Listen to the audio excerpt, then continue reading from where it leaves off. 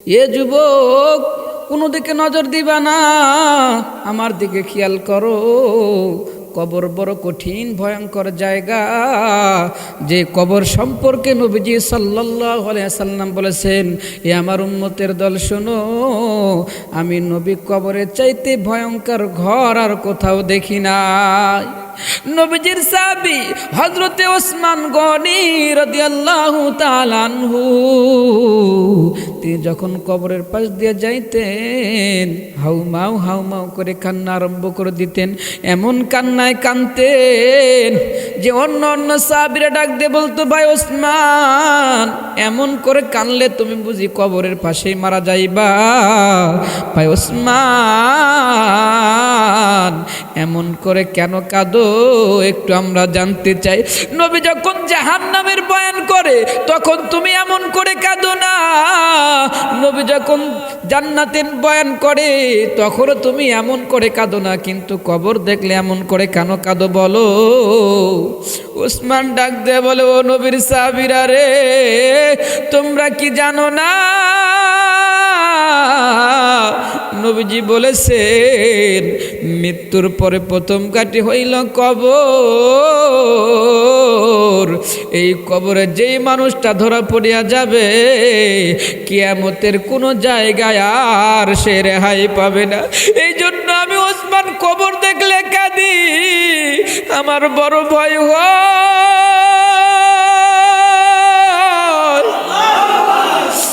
যেই কবরে আমি ওসমান ধরা পড়িয়া যাব, নাকি আমি নাজাত পাইব।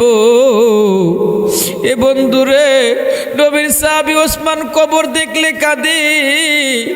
নবীও বলেছেন, উম্মত সাবধান, কবর দেখলে তোমরা সাবধান হয়ে যাও। কবর বড় কঠিন ঘর, কবর সাপ বিচ্ছুর ঘর, কবর অন্ধকার ঘর। বন্ধুরে, দুনিয়াতে যদি কোনো বিপদে পড়ি, আমার বন্ধু আমারে সাহায্য করে, আমার বাবা আমারে সাহায্য করে, আমার ভাই আমারে সাহায্য করে, আমার মা আমারে সাহায্য করে। কিন্তু কবর এমন একটা জায়গা, যেই জায়গার মধ্যে কেউ আমারে সাহায্য করতে পারে না। যে কবরের মধ্যে আমার ভাই নাই, আমার বন্ধু নাই, আমার মা নাই, আমার বাবা নাই, ওই কবরের মধ্যে কেমন করে থাকবা? যুবক রে, তোমার মতো আমার মতো অনেক যুবক কিন্তু কবরের বাড়িতে ঘুমাইছে। এ বন্ধু, আমি তোমাদের সামনে বয়ান করতেছি, আমার থেকে মাত্র 6 দিনের বড় আমার এক চাচাতো ভাই। একসাথেই 2 জন মানুষ হইলাম, একসাথেই 2 জন বড় হইলাম। আজ থেকে মোটামুটি 6-7 বছর আগে আমাদের নাটোর সিংড়ার একটা বড় নদীর মধ্যে সে ডুব দিতে গিয়া নদীতে পড়িয়া সে মারা গেছে। বন্ধুরে, আমার একজন ফুফাতো বোন আমার থেকে 6 মাসের ছোট, সেও দুনিয়ার থেকে বিদায় নিয়েছে। তুমি আর আমি কবে কখন যেন দুনিয়ার থেকে বিদায় নিব, তোমারও জানা নাই, আমারও জানা নাই। বন্ধুরে, কি নিয়ে দুনিয়া থেকে যাইতেছো? এ যুবক রে, নিজের জীবনটা মনে করলা এনজয়ের সময়, এই জন্য এনজয় করলা, আমল করবা কবে? এক করে যদি মালাকুল মউত আজরাইল সামনে দাঁড়ায় বলে, যুবক চ, দুনিয়াতে তোর আর থাকা হবে না। যুবক ভাই রে, বলো তুমি কি নিয়ে যাইবা? এ মুরব্বি বাজান রে, দাড়ি পাকিয়া গেল, চুল পাকিয়া গেল, আজও তুই নামাজ ধরলি না রে মুরব্বি। আয়নার সামনে দাঁড়াইয়া আয়নাকে একটা বার প্রশ্ন করো, আয়না রে, তোর মধ্যে এটা কারে দেখা যায়? যার দাড়িগুলো একদিন কাঁচা ছিল, চামড়াগুলো টান ছিল, আজকে দাড়ি পাকিয়া গেল, চুল পাকিয়া গেল, আজকে দাড়িগুলো সাদা হয়ে গেল, মরণের খবর বুঝি পৌঁছে গেল। মুরব্বী বাজান রে, এখনো সময় আছে, ভালো হও, নিজের জন্য কিছু আমল করো, নইলে কবরে কিন্তু ছাড় পাইবা না। এ বাজান রে, এই তো কিছুদিন আগের ঘটনা, আমাদের নাটোর সিংড়ার মধ্যে, আমাদের সিংড়া বাস স্টেশন থেকে একজন যুবক মানুষ মোটর সাইকেল ছাড়ছে, নাটোরের দিকে যাইতেছে। বাস স্টেশন পার হতে একটা ট্রাক এসে তাকে ধাক্কা মেরে মাটিতে ফালাইয়া দিয়েছে। মাটিতে পড়ার সঙ্গে সঙ্গে আর একটা গাড়ি আসিয়া তার গায়ের উপর দিয়ে গেছে। পেটের যে নারী ভুঁড়িগুলো ছিল সবগুলো রাস্তার মধ্যে বাইর হয়ে গেছে। মানুষেরা যায় আর কাঁদে আর ডাকতে বলে, গাই রে, যুবক মানুষ দুনিয়ার থেকে বিদায় নিল। এমন একটা দৃশ্য রে বন্ধু, রাস্তার মধ্যে লাশ পড়িয়া রইছে, তার লাশের দিকে তাকানো যায় না। তার লাশের উপরে কাপড় দিয়ে একসময় ঢেকে রাখা হলো। এ যুবক, এই তো তোমাদের এলাকার ঘটনা। এই যে নওগাঁ এলাকায় কিছুদিন আগে ট্রাকের সাথে ধাক্কা লেগে, 1 বছর আগে মনে হয়, ট্রাকের সাথে ধাক্কা লেগে এক যুবক কিন্তু মারা গিয়েছিল, মনে আছে আপনাদের?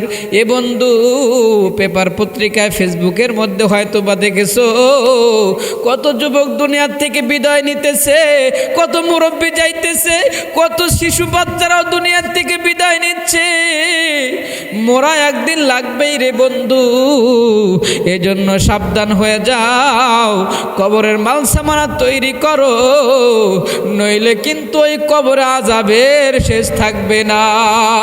ওই কবর দিনের মধ্যে 70 বার করে বনে আদম সন্তানকে ডাক দিয়ে বলে, ও আদম সন্তান, সাবধান সাবধান সাবধান, আমি কবর বড় ভয়ঙ্কর ঘর, নিজের আমল ঠিক না করিয়া তোমরা আমার মাঝে এসো না। এ বন্ধু, যদি গুনাহ নিয়ে কবরে যাও, কবরের মধ্যে জাহান্নামের আগুন, কবরের মধ্যে 99টা বিষধর সাপ, 2 পাশের মাটির চাপ, কেমন করে সহ্য করবি বন্ধুরে? এ মুরব্বী, এ পর্দার আড়ালের মা, এ বোন, তোমার মতো মা বোনরা কিন্তু কবরে আছে। এ যুবক, তোমার মতো যুবক কবরে, এ মুরব্বী, তোমার মতো মুরব্বী কবরে। হায়াতের পুঁজি শেষ হয়ে গেল, আজকে মাহফিল শেষে বাড়ি যাইতে পারবে কি না আমরা কেউ জানি না। এই জন্য আর গুনাহ করবা না, গুনাহ আর করবা না, গুনার কাজ ছাড়িয়ে দাও। যুবক রে, নিজের জন্য কিছু আমল করো।